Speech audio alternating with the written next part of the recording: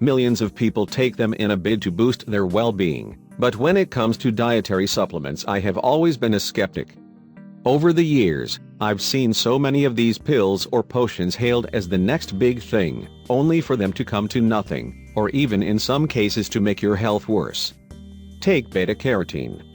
This antioxidant, found naturally in vegetables such as carrots, was very popular as a supplement. That is until a study, looking at whether it could help prevent lung cancer in smokers, found that those taking high doses of beta-carotene were dying sooner than those who weren't. One possible problem with supplements is that once you start taking them, your body immediately thinks you no longer need that substance from your diet, so it stops extracting it from what you're eating. Since your body is so good at compensating, it always seemed to me that unless you're genuinely deficient in something, supplements are expensive and unnecessary. That's why I've shunned them, preferring instead to get all the nutrients I need from eating a balanced diet rich in fruits and vegetables. So, you can imagine how dubious I was when asked to take a supplement that would apparently improve my eyesight. And my complete surprise when it actually worked.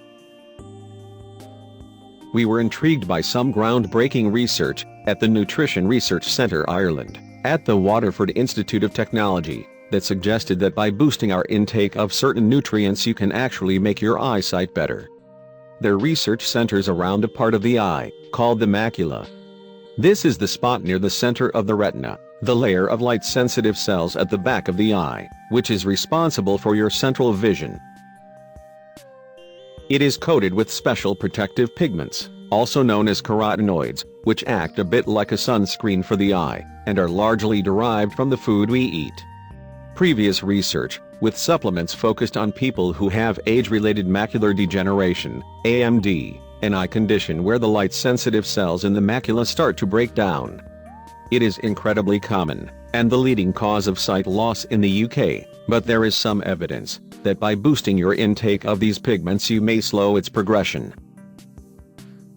However, what the Irish study, called CREST, discovered was that with supplements you can also improve the vision in people with no existing eye disease. Basically, even if your eyesight is already good, they say you can make it even better. Apparently these macular pigments are not just protective against damage, they also play a role in vision, helping us to see detail more clearly, for example. And, according to the researchers, their levels decrease as we get older. One important thing these pigments do is filter out blue light from the center of the retina, explains John Nolan, the professor of nutrition and human health, who led the recent trial. Blue light is famously emitted by electronic devices, such as smartphones and tablets, but it's also given out by energy-saving light bulbs as well as daylight. This blue light produces damaging free radicals that over time attack the cells in the retina that we use for vision, raising the risk of AMD. But also, when you've got a lot of blue light coming into your eye, it can immediately result in bad vision, like what happens when an oncoming car doesn't dip its headlights at night. In their recent study, published in June, in the Journal of Investigative Ophthalmology and Visual Science, half the participants took a daily supplement, for 12 months, specifically, one containing a mixture of the carotenoids lutein, zeaxanthin and mesozeaxanthin. The first two are found naturally in leafy green vegetables, such as kale and spinach, orange peppers, as well as in the yolk of eggs. Though mesozeaxanthin may be present in some fish and seafood, it is apparently difficult to get in high quantities in diet, and is mainly made in the body itself. For our experiment, we wanted to see whether we could produce the same benefit through food. 10 willing volunteers, all with normal eyesight, who agreed to drink a daily smoothie containing ingredients such as kale and kiwi, for 5 weeks. Unfortunately for me, I was traveling a lot, so for convenience's sake it was decided that I should take the supplement instead. But first I was subjected to a battery of sophisticated eye tests, at City University in London, which are used by pilots, to examine all aspects of my vision and establish my starting point. And this was where I had my first shock. I'm short-sighted, and have worn glasses since I was 10, but once I'm wearing them I've never had any problems. What's more, I'm a fan of eye-friendly foods. I regularly eat eggs for breakfast and love kale and peppers.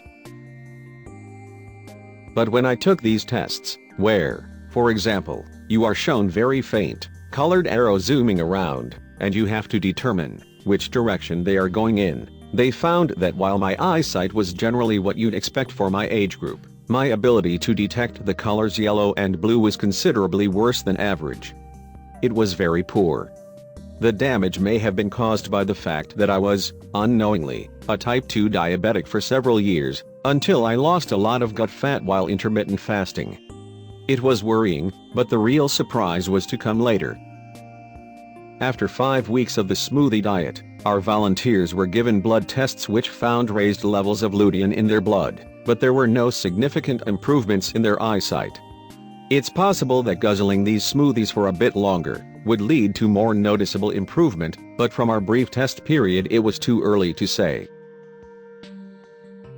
After 12 weeks of taking the supplements, not only were there markedly increased levels of pigment in my eyes, which they measured by shining beams in my eyes, to see how well the blue light was absorbed, but I also performed better on almost all the eye tests.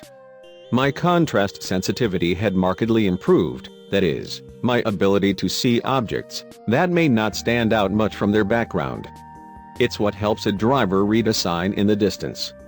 Better contrast sensitivity means everything looks a bit sharper. In this respect, I had similar outcome to those who took part in the CREST trial. But, thanks to the cutting-edge testing equipment, the scientists were able to examine extra aspects of my vision which had not been measured in the study participants. What they found was that my ability to see in twilight scenarios was greatly enhanced. Some of my rods were functioning as well as a 20-year-old. And my color vision had also shown an immediate improvement. My vision had basically improved across the board. Now, I can't say I've actually noticed any difference to my eyesight in my day-to-day life. So far it's just something that's detectable on very sensitive eye tests. But I'm told that if I were to continue with the program for 12 months, I might start to notice the changes myself.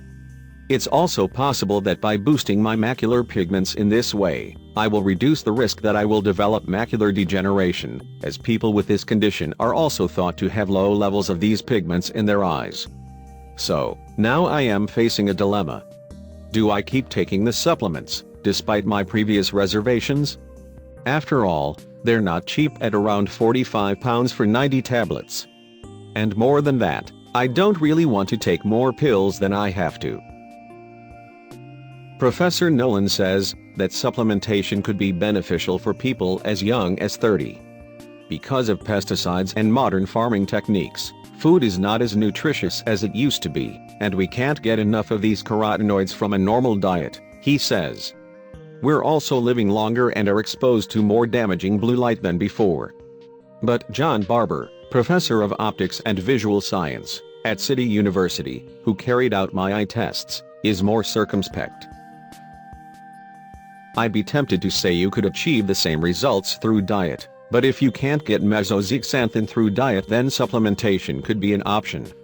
But though he was surprised by the improvement in my vision, he adds, we would need to carry out a larger trial with more people before we can draw firm conclusions.